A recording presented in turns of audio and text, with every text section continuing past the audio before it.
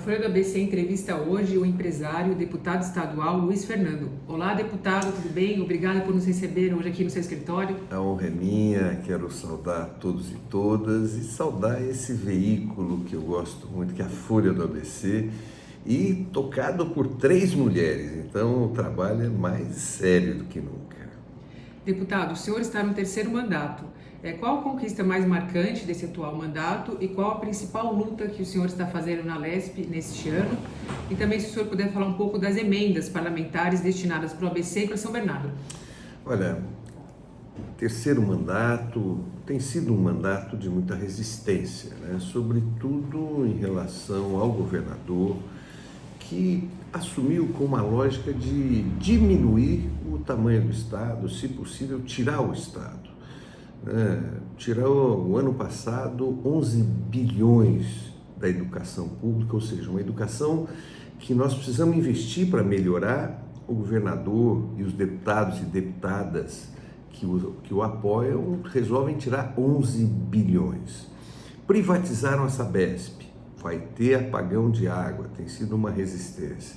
Temos lutado muito em relação à questão da Enel, os apagões, a falta de energia, embora as contas sejam muito altas, e lutando, aprovando projetos, mas esse governador, o governador Tarcísio, ele veta todos os projetos aprovados na Assembleia Legislativa, praticamente todos, não só da oposição, mas da base. Então nós estamos trabalhando para que o Estado de São Paulo permaneça forte, gere empregos, a segurança pública está ao caos. O nosso principal trabalho tem sido na resistência a esse governo para tentar trabalhar e evitar esse desmonte, mas eu confesso, tem sido muito difícil. A maioria dos deputados da região, deputadas em especial, tem aprovado todo esse desmonte, mas eu, deputado Teonilo Barba, deputado Rômulo, deputada Ediene de Santo André, temos resistido na Assembleia e trabalhado para diminuir os problemas que o governo tem causado. Deputado, desde o início do governo do prefeito Marcelo Lima, o senhor já o visitou no Paço Municipal por 2 vezes, Como define essa aproximação com o prefeito? A eleição acabou para nós, do Partido dos Trabalhadores, no dia 6 de outubro, quando a população democraticamente não nos encaminhou para o segundo turno. Nós tivemos o entendimento, temos esse entendimento até hoje, de que tínhamos 2 opções. Uma era impossível a gente apoiar, que era o Alex Manente, por conta do bolsonarismo e tudo que o próprio Alex representa, sempre lutando contra a população, direito da população, seja previdenciário, trabalhista, enfim, apoiou o golpe da presidente Dilma, apoiou o Bolsonaro, o vice do Alex, quem indicou foi o Bolsonaro. Então nós dissemos, Alex não, e nos mantivemos neutro, É fato que a nossa base, a maioria, caminhou com Marcelo Lima. E terminada a eleição, só nos restava uma atitude que é aquilo que nos move, que é o povo da cidade, a nossa cidade, o futuro de São Bernardo.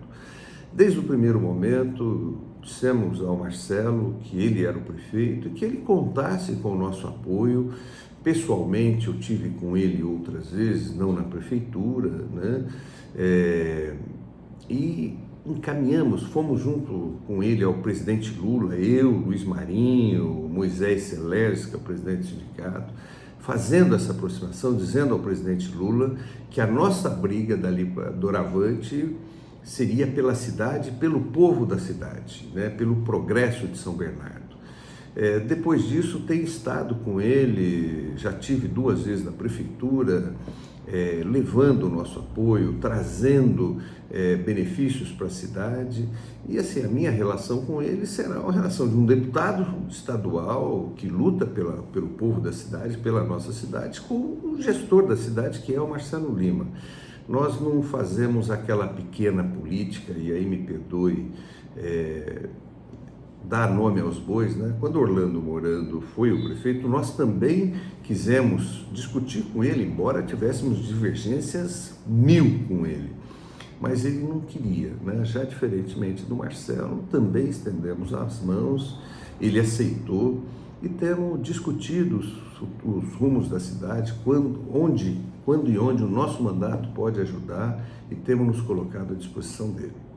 Deputado, em 2026, a população, seus eleitores, poderão vê-lo novamente nas urnas, disputando a reeleição como deputado estadual ou como deputado federal. Há essa intenção do seu grupo político? Sem dúvida nenhuma, 2026, né, já o Partido dos Trabalhadores me pede para que eu venha candidato à reeleição, né? Conversei muito com o ministro Luiz Marinho, com o presidente estadual do PT, o Kiko Seleguin, que nos pediram para que não parasse, né? Que continuássemos na caminhada. Virei sim candidato à reeleição, né? Provavelmente para o último mandato, até porque ser deputado estadual não é profissão, né? Eu sou empresário e tenho dado parcela importante da minha vida para a construção de um estado de São Paulo melhor, para um ABC melhor e para uma São Bernardo melhor,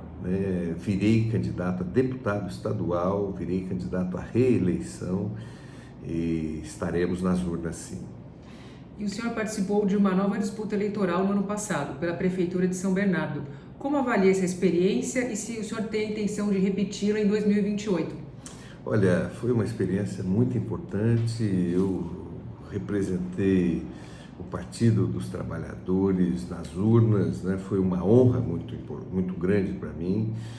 Participei da eleição mais difícil da história da nossa cidade. Nunca antes teve uma eleição com 4 candidatos e candidata, né? Tão concorrente, assim, tão disputada. Para se ter uma ideia, os 4, né, ficaram na margem de 20%. Quem teve menos, teve na margem de 20%, quem teve mais, teve na margem de 20%. Ou seja, se pegar só os 20, tira os percentuais, já dá 80% da população. Então foi uma eleição muito disputada e eu tive a honra de participar dessa eleição. Por muito poucos votos nós não fomos ao segundo turno, né? E assim, elegemos uma bancada importante de 4 vereadores, sendo 2 vereadoras e 2 vereadores, né? Podendo chegar a uma 5ª, porque existe uma ação na Justiça que discute um partido que teve candidato com 0 votos, mínimo de votos, e isso pode ter, se o judiciário entender assim, né, um problema de burla à legislação, sobretudo com candidatura feminina, né? Se isso acontecer, se o judiciário chegar a essa conclusão, nós ganharemos até uma 5ª cadeira no Legislativo de São Bernardo. Então, assim, foi uma disputa importante, saí muito honrado. 2028 a Deus pertence, né? Meu foco é a continuidade do meu mandato agora até 2026, que podemos continuar fazendo um mandato que faça a diferença, buscamos a reeleição e assim, dentro do nosso coletivo, dentro do nosso partido, as decisões não são individuais, são coletivas.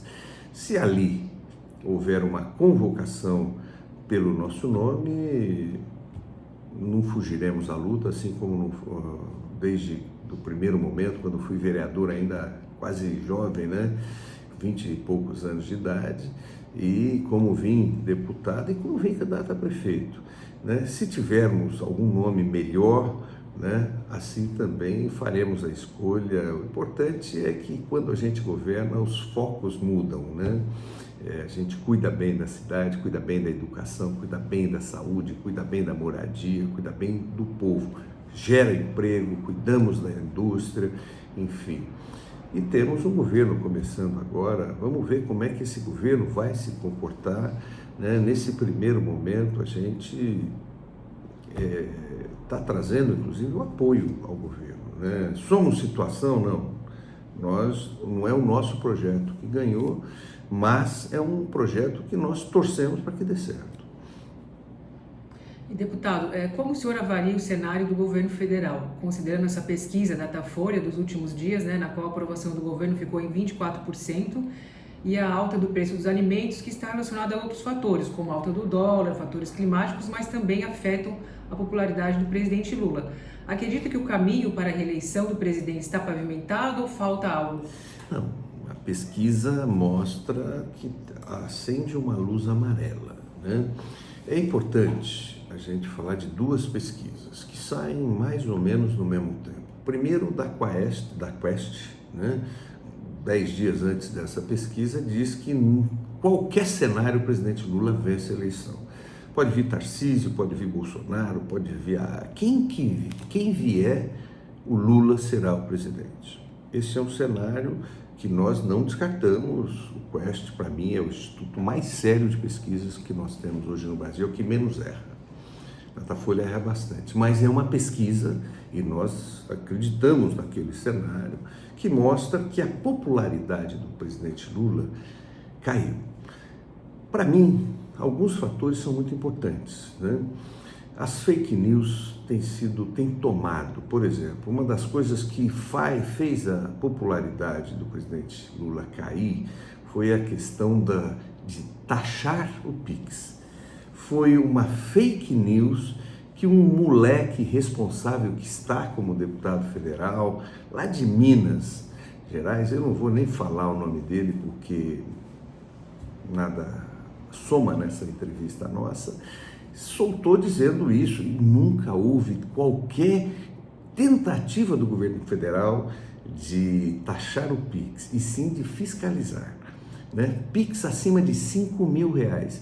Pobre, e ele dizia que o governo queria taxar o pobre. O pobre faz Pix de R$5.000, né? Então, assim, e isso acabou trazendo um desgaste, né? Depois, os governos estaduais aumentaram o ICMS da gasolina. A gasolina subiu 10 centavos. Todo mundo faz a ligação com o presidente Lula. O presidente Lula não tem absolutamente nada com esse aumento de gasolina que tivemos agora recentemente. E por último, o aumento dos alimentos, né? Sobretudo o café, né? Por conta o que aconteceu com o aquecimento global, né? O calor muito alto, a safra do café diminuiu muito. E por outro lado, graças ao antigo presidente do Banco Central, nomeado pelo Bolsonaro, o dólar estourou. Foi só mudar o presidente Bolsonaro, o dólar começou a cair. Mas esse dólar ainda está alto e o café, ele é calculado o preço dele em dólar. Então você teve um problema de safra e um problema do dólar. O café ficou lá, gerou uma inflação maior, né, e um aumento em todos os alimentos. O presidente Lula está muito preocupado com esse alimento, com o preço dos alimentos, né? Soltou agora, semana passada, um programa muito interessante, que é o Regulariza Campo. O que acontece? Quem produz alimento não são os grandes produtores. Os grandes produtores produzem café, cana-de-açúcar, soja, milho. Nós não comemos isso. Nós comemos arroz, feijão, nós comemos legumes, verduras, né? Esses produtos são produzidos por pequenos e médios produtores. Muitos deles com dívidas que ao longo desse tempo, sobretudo em relação à Covid, e ao governo anterior, que também não tinha política para a agricultura pequena, familiar, pequeno e médio, né? O que acontece? Eles tinham dívidas altas. O presidente Lula soltou agora um Regulariza para o pequeno e médio produtor. Isso vai dar crédito ao pequeno e médio produtor.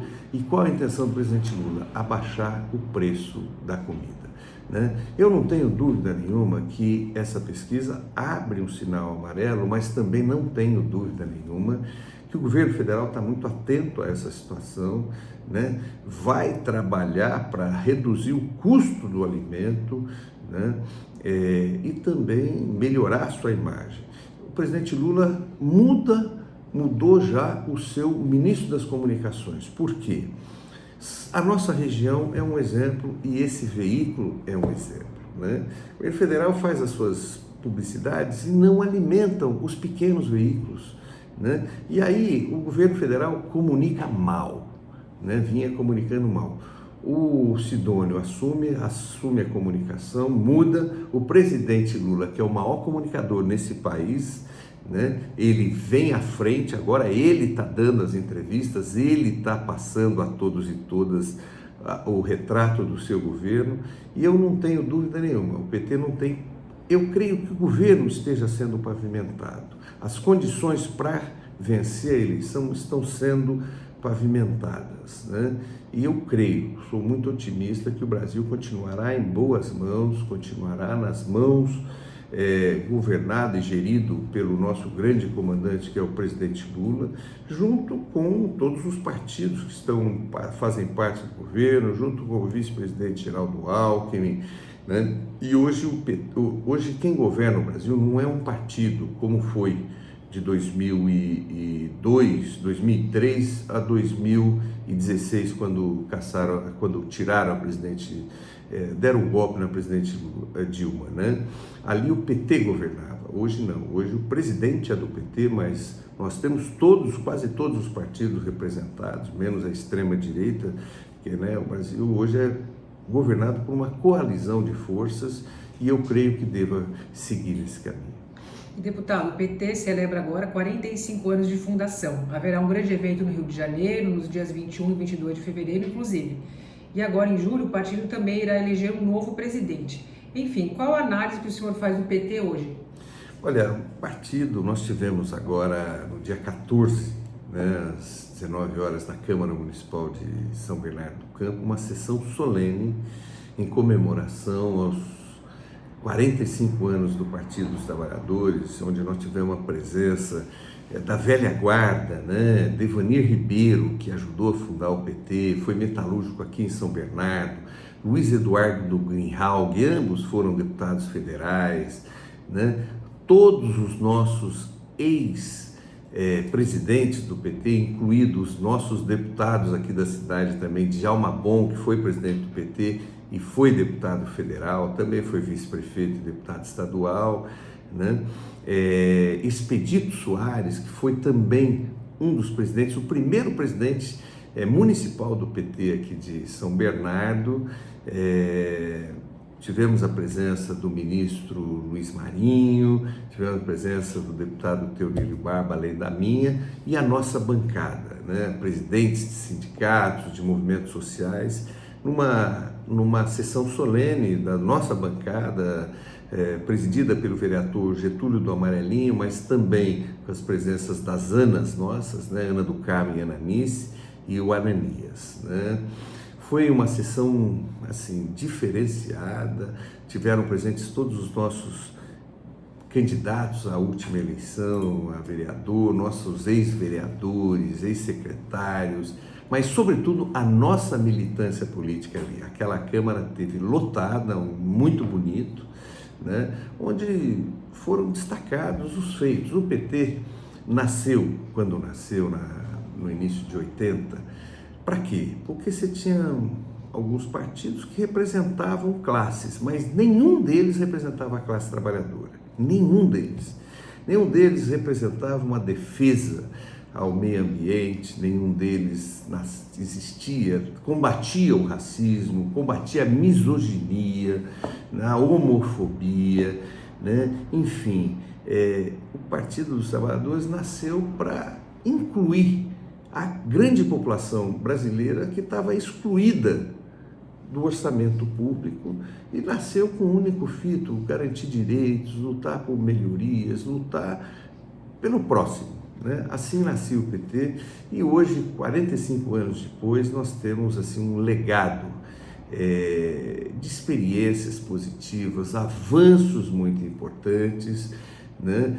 A ponto de termos um novo golpe, né? Em 2016, liderado pelo então vice-presidente Temer, foi dado um golpe com a participação do Judiciário, da grande imprensa e da Câmara e Senado Federal, né? Não temos que incluir o Judiciário, porque foi o Judiciário que cometeu, sobretudo dirigido por um juiz ladrão, né? Foi um juiz que foi foi desmascarado após isso, foi parcial no julgamento, feriu a lei, cometeu abusos em cima de abusos, né? Que foi o Sérgio Moro, e deram um golpe na presidente Dilma. Por quê? Porque nós avançamos demais, nós pagamos primeiro a dívida externa brasileira. O Brasil sempre deveu para o FMI e no governo do Partido dos Trabalhadores essa dívida foi saldada. Nós começamos a emprestar para o FMI. Né? O Brasil saiu de um país de terceiro mundo para a sexta economia do mundo. Né? As safras do Brasil sempre recordes, a produção, a exportação do Brasil sempre recordes, mas o que mais nos interessou? O povo do Brasil, nós erradicamos a fome, tiramos o Brasil do mapa da fome, que depois os dois outros presidentes recolocaram, nós estamos tirando, está praticamente tirando, né? Nós tivemos um emprego absoluto, né? Não havia desemprego quando a gente governou. Hoje nós já superamos a média lá de trás. Hoje o Brasil vive pleno emprego, hoje está faltando mão de obra, né? Nós construímos universidades federais pelo Brasil todo, institutos federais, nós levamos o filho do trabalhador, da empregada doméstica à universidade, né? Fizemos cota para o povo negro, defendemos índios, defendemos meio ambiente, fizemos um Brasil melhor. Então, assim, com muito orgulho desses 45 anos. Fernando, mas o PT só acertou? Não, para. O Partido dos Trabalhadores é composto de seres humanos, homens e mulheres, né, que erram também, mas a quantidade de acertos nosso foi muito superior aos erros que a gente cometeu e com certeza o Brasil, depois dos nossos governos, aonde a gente passa, é um Brasil melhor.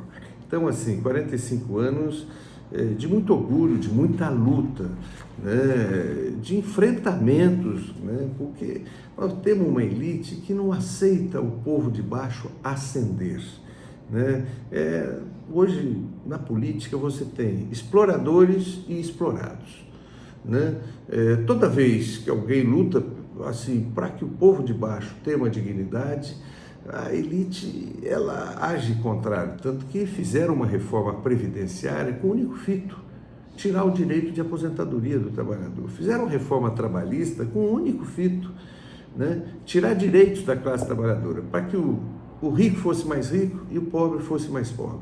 Então, assim, o PT tem avançados e nós nos reunimos com muito orgulho para fazer a comemoração desses 45 anos em São Bernardo, e agora o Brasil petista vai estar no Rio de Janeiro, né? O presidente Lula já confirmou presença, ministros, a presidente Gleisi, enfim, nossos deputados, sobretudo federais do Brasil todo, estarão se reunindo no Rio de Janeiro, né, para comemorar essa importante data. É importante dizer, eu falei isso na Câmara Municipal e vou reiterar, na história do Brasil, o único partido que governou por tanto tempo chama-se Partido dos Trabalhadores. O PSDB chegou ao governo, fez 2 governos com Fernando Henrique Cardoso. Né? Antes disso, nós tivemos Itamar Franco, tivemos Collor, né? Depois Fernando Henrique. Antes disso, antes da ditadura, também partidos governavam por 1, 2 governos. O Partido dos Trabalhadores, né, ele ganhou 2002, 2006, 2010, 2014. Aí deram um golpe. Aí prenderam o presidente Lula. Por quê? Porque senão ele voltaria a ser o presidente.